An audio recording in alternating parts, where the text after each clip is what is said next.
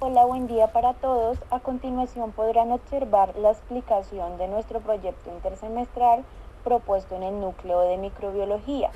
Los integrantes son Juan José Hernández, Angie Daniela Prada, Valeria Rojas, Joseph David Zuluaga y quien les habla, María Isabel Gómez. Nuestro artículo se titula Celda de combustible microbiano acoplado a la planta Portulacaria afra. Esta planta es más conocida como el árbol de la abundancia. Ustedes se preguntarán qué son celdas de combustible microbiano en plantas, porque generalmente escuchamos hablar de este tipo de celdas, pero más enfocado al área de aguas residuales. Bueno, esto es un tipo de dispositivo que tiene como finalidad obtener energía eléctrica a partir de la energía química que se encuentra en el sustrato de las plantas. Esto lo hace con ayuda de quienes, de los microorganismos y con ayuda del proceso de fotosíntesis que realiza la planta.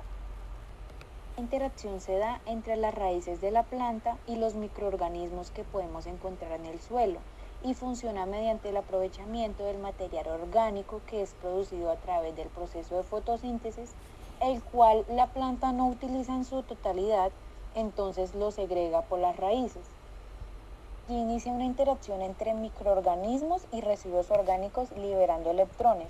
Por esta razón fue que en nuestra celda colocamos un electrodo llamado ánodo, el cual se encuentra ubicado en la raíz de la planta y tiene como función captar la energía que se produce.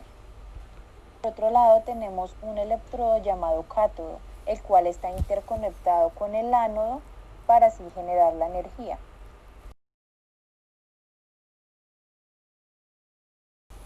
Para la elaboración de nuestra celda de combustible microbiana empleamos los siguientes materiales, como fue la planta es de una especie Portulacaria afra. Empleamos la maceta, el alambre cobre, las tiras de pH, el voltímetro, el termómetro, una lija, 10 por 14 centímetros de lata aluminio, 10 por 14 centímetros de teja de zinc, unas tijeras, una porción de trapo y el alicate. Para nuestra metodología, lo primero que hicimos fue determinar qué planta íbamos a usar, entonces utilizamos el árbol de la abundancia. Luego de esto procedimos a la elaboración de nuestra celda. Lo primero que hicimos fue abrirle un orificio a la maceta en uno de sus extremos, cortando 7 centímetros de altura desde el piso. Luego se condujo a depositar la tierra suelo, dejándola a la misma altura del orificio de la maceta. Procedidamente se cortaron 2 trozos de teja de zinc, en donde uno se acogió para que funcionara como el electrodo del ánodo y el segundo electrodo como el cátodo. Ambos se encontraban sumergidos. Estos se encontraban separados por una membrana selectora, la cual fue el trozo de trapo. Ese se encontraba húmedo. Seguidamente se unió el alambre cobre a las 2 pilas de energía, donde el alambre salía por el orificio para su respectivo análisis de voltaje.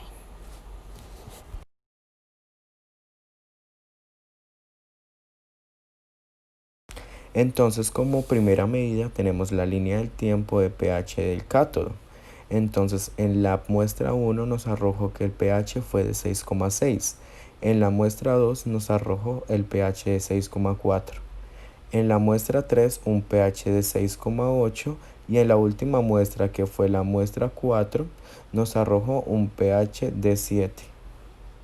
Por el otro lado encontramos el pH del ánodo, que en este caso es más ácido. En la muestra 1 encontramos un pH de 6,4, en la muestra 2 un pH de 6,2, en la muestra 3 un pH de 6,5 y en la muestra 4 un pH de 6,7. Al momento de realizar los estudios frente al rango de pH óptimo del crecimiento microbiano, tenemos en cuenta varias investigaciones. Primero que todo, el rango de 5.5 a 6.5, que es un rango óptimo donde las bacterias pueden sobrevivir y donde pueden tener un mejor desarrollo. Por consiguiente, con base a los resultados, podemos determinar que, según la investigación, la especie Portulacaria afra puede llegar a ser un importante potencial dentro de nuestro proyecto de celdas microbianas, dado que a lo largo de las 4 semanas donde se inició semana a semana el pH constante, estuvo siempre dentro del rango establecido, como lo muestran las tablas que hemos brindado hasta el momento. Por lo que el crecimiento microbiano pues sería significativo y en consecuencia la disposición de electrones iba a ser mayor. Podría ser mejor captada por los electrodos de la celda. Y respecto a la temperatura, está demostrado que a mayor temperatura es mayor el desarrollo de las comunidades microbianas, como lo podemos ver en las tablas. En las tablas vemos que cuando está a una temperatura de 34 a 36, tenemos un pH de 6.4 a 6.6, todavía se mantiene entre el pH de 6.5. Entonces, cuando la temperatura es más alta, va a dar un desarrollo más óptimo de la bacteria. También debemos de reconocer que la temperatura de la Tierra también se debe a la humedad y a la radiación solar que esté presente. Por ejemplo, a menores índices de humedad, pues mayor será su temperatura. También encontramos que la mayor temperatura se encontró en menores índices de humedad con la mayor cantidad de radiación solar. Y por otro lado, con respecto ya a la planta lo que se hace obtener energía es por medio de la fotosíntesis, lo cual eso se puede adaptar dado que la fotosíntesis es un proceso en el que se convierte energía luminosa en energía química. Esta energía química se puede convertir a energía eléctrica. Entonces, por eso es que este modelo de celdas de combustible microbiano es una alternativa para energías renovables o energías limpias a gran escala. Bueno, ahora sí seguimos con el voltaje y la corriente eléctrica. ¿A qué se debe este aumento de voltaje o de voltios durante la muestra de las 4 semanas?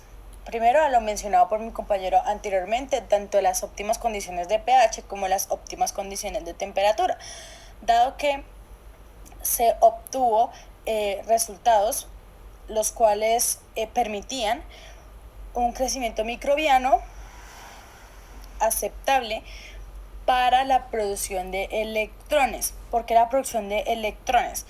Porque estos microbios o microorganismos son los encargados de descomponerse en sulfatos, nitratos, nitritos que se encuentren en la tierra.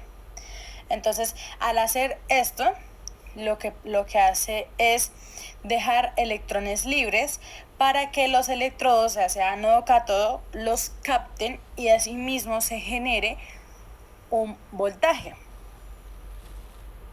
Y ya por último, concluimos que las plantas producen energía eléctrica de manera constante, como lo demuestran nuestros resultados obtenidos, por lo que es posible hacer que este método de obtención de energía renovable sea alcanzable y muy importante para tratarse de energía limpia, sustentable y accesible a la población, considerando los resultados obtenidos que se pueden aplicar estas celdas de combustibles microbianas a gran escala en comunidades de nuestro país que no cuenten con acceso a energía eléctrica debido a su bajo costo y sustentabilidad. Ahora quisimos mostrarles una foto de nuestro equipo de trabajo que ya con mucho esfuerzo pudo hacer este video. Espero que hayan llegado hasta esta parte del video y que les haya gustado muchísimo. Muchas gracias.